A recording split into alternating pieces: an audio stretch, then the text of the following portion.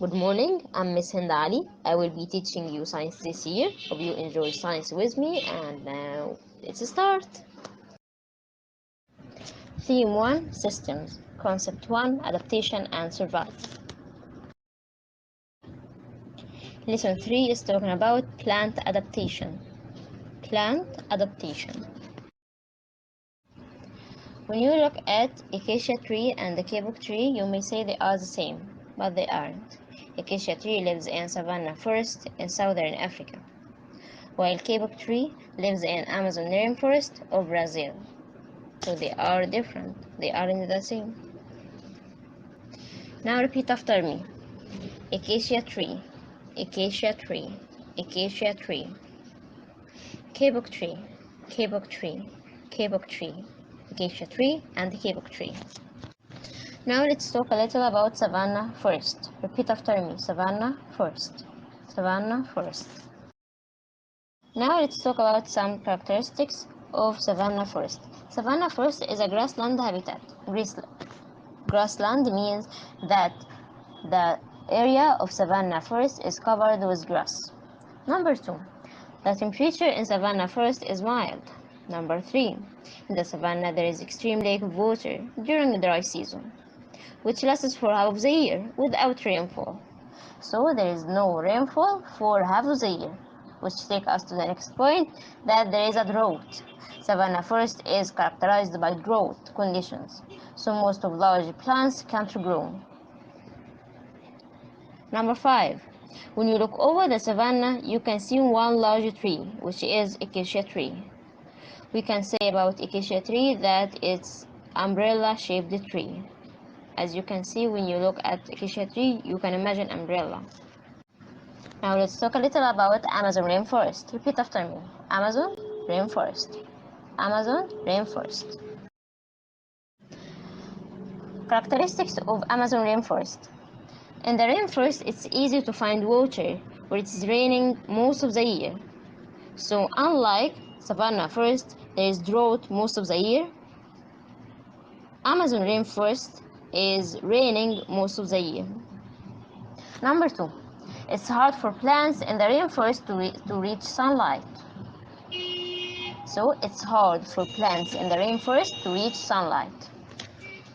Number 3, the rainforest has a soggy soil, which means that it's a wet, muddy soil. So the rainforest has a soggy soil, which means that it's a wet, muddy soil. The rainforest is characterized by strong winds. The trees in the rainforest grows up to 70 meters tall. There is a tree that emerges high above the other trees, which is kapok tree. We can say also about kapok tree that it's umbrella-shaped tree. We've learned before about two types of adaptation: structural adaptation and behavioral adaptation. Repeat after me again. Structural adaptation, behavioral adaptation. Now let's talk about the habitat, structural adaptation, behavioral adaptation of acacia tree. Now repeat after me. Acacia tree, acacia tree, acacia tree. It's a habitat where we can find acacia tree. We can find acacia tree in the savanna forest in southern Africa. We can find acacia tree in the savanna forest in southern Africa. It's a structural adaptation. Let's talk first about roots. It has a very long root that grows directly downward, known as taproot. It has a very long root that grows directly downward, known as taproot. This root searches for water as deep as 35 meters below the soil surface. Now let's talk about the trunk of acacia tree. Its trunk is very long, so most animals except giraffes can't reach its leaves to feed on. Acacia tree stores water in its trunk. Now let's talk about leaves. It has tiny leaves growing on its top to help it hold water while soaking sunlight needed to make food. Its leaves have sharp spines to protect them from hungry mouths of animals. So its leaves have sharp spines to protect them from the hungry mouths of animals. Acacia is adapted to survive through many months of drought in its environment. The trunk in acacia trees stores water, as the hump in the camel stores fat. The behavioral adaptation of acacia tree. Acacia tree can defend itself as follows. When an animal begins eating the leaves of acacia tree, the tree also begins to produce a poison that makes the leaves taste very bad. Then it sends a smelly message in the wind to acacia trees nearby, telling them to start making the same poison. Now let's talk about kapok tree. Repeat after me. Kapok tree, kapok tree, kapok tree. Its habitat. Where we can find kapok tree? We can find kapok tree in the Amazon rainforest of Brazil. We can find kapok tree in the Amazon rainforest of Brazil. Its structural adaptation. Let's talk about roots. The kapok trees stay firmly rooted due to large wild roots called buttress roots. So the roots of kapok trees are called buttress roots. Buttress roots. Buttress roots. Buttress roots. Buttress roots aren't planted deeply in the ground, but they grow high up on its trunk to hold the tree firmly in the soggy soil. Buttress roots aren't planted deeply in the ground, but they grow high up on its trunk to hold the tree firmly in the soggy soil.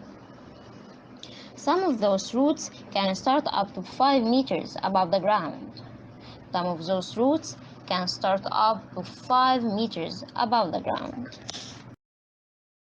Now let's talk about leaves. We've talked about roots, now let's talk about leaves. Look at the leaves. What can you observe? When you look at leaves, you can observe that the shape of the leaves is the same shape of your hand. So we say that the leaves of kapok tree are hand-shaped leaves. So kapok tree has hand-shaped leaves with narrow parts that allow wind to move more gently through the leaves without tearing them. It's behavioral adaptation. The kapok tree uses the wind to send different types of messages than the acacia. Where the kapok tree invites bats to come to visit its delicious smelling flowers through these smelly messages. The wind also carried the tree's fluffy seeds across the forest. So the seeds of kapok tree are fluffy, and the leaves of kapok tree are hand-shaped leaves. Hand-shaped leaves, fluffy seeds. If you can remember, we are talking about kapok tree. Kapok tree. Now let's make a small comparison between mangrove tree, water lily, and palm tree. The first one is mangrove tree. Mangrove tree is its habitat. Where we can find mangrove tree? We can find mangrove tree in salt water. Now repeat after me. Mangrove tree, mangrove tree, salt water, salt water.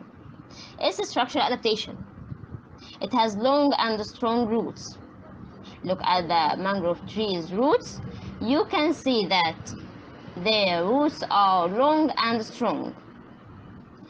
Now let's talk about the purpose or the main purpose of this structural adaptation. These long and strong roots help the plant to resist the waves. As you can see, the roots are in the water. So if they are not long and are not strong, they will not be able to defend the waves or resist the waves. The waves they are long and strong to resist the waves. Okay. Now let's talk about water lily. Water lily, its habitat. Where we can find water lily? We can find water lily in wetland. Repeat after me. Wetland. Wetland. Now let's talk about its structural adaptation. It has wide leaves that float on the water surface. As you can see, the leaves of water lily float on the surface of water, of course. Okay, what's the main purpose of this structural adaptation? The wide leaves help the plant to absorb big amount of sunlight. If these leaves were smaller, they will not absorb the same amount of sun. Okay, now let's talk about palm trees. Where we can find palm trees? We can find palm trees in deserts. Now let's talk about the structural adaptation of palm trees. It has thick roots, it has small leaves. Both thick roots and small leaves help the plant to resist the strong winds.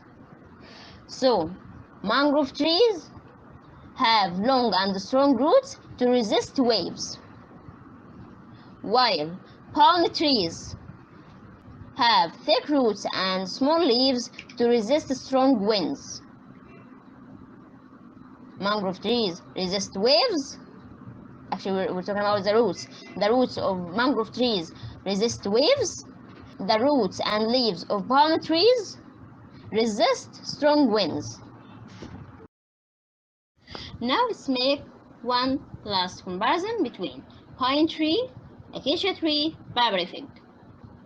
Now let's start with pine tree. Pine tree, its habitat. Where we can find pine tree? We can find pine tree in the snow. Okay, it's a structural adaptation. This tree has a triangle shape. Look at the pine tree. What can you see? At first, when you look at pine tree, you can see, oh, it's look like a triangle. So the pine tree has a triangle shape. It has short branches. It has short branches. It has short branches. Number 3, it has needle leaves. Okay, the purpose of the structural adaptation of pine tree. Pine tree has a triangle shape, as we have said. Okay, the triangle shape of this tree and its short leaves, or short branches, and its short branches allow the snow to slide easily. The triangle shape of this tree and its short branches allow the snow to slide easily over it, so its branches don't break. Okay, what is the main purpose of the needle leaves? The needle leaves prevent the plant from losing water. The needle leaves prevent the plant from losing water. Now let's talk about acacia tree. Acacia tree, where we can find acacia tree? We can find acacia tree in savanna. Now let's talk about the structural adaptation of acacia tree. Its branches grow and gather on the top of its trunk. Its branches grow and gather on the top of the acacia tree trunk. Its branches grow and gather on the top of acacia tree trunk. What is the main purpose of this structural adaptation? The branches at the top of the trunk prevent the animals from reaching the leaves on the tip of these branches. Barberry fig. Where you can find barberry fig? We can find barberry fig in deserts. The structural adaptation of barberry fig. It has sharp spines. Barberry fig has sharp spines. Barberry fig has sharp spines. What's the main purpose of these sharp spines? These sharp spines prevent the animals from eating the leaves and the fruits of barberry fig. Okay.